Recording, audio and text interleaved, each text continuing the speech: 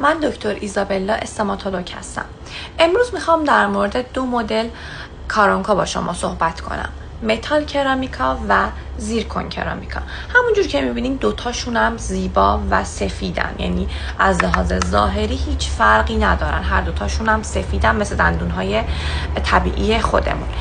ولی فرقی که اینا دارن، متال کرامیکا داخلش متاله، یعنی از جنس فلزه، ولی دندانهای زیرکون هم داخلش هم مثل بیرونش سفیده. حالا چه فرقی داره؟ خب زیرکون کرامیکا چون داخلش هم سفیده زیباتره و واسه دندانهای پیش بهتره که زیرکون کرامیکا استفاده بشه.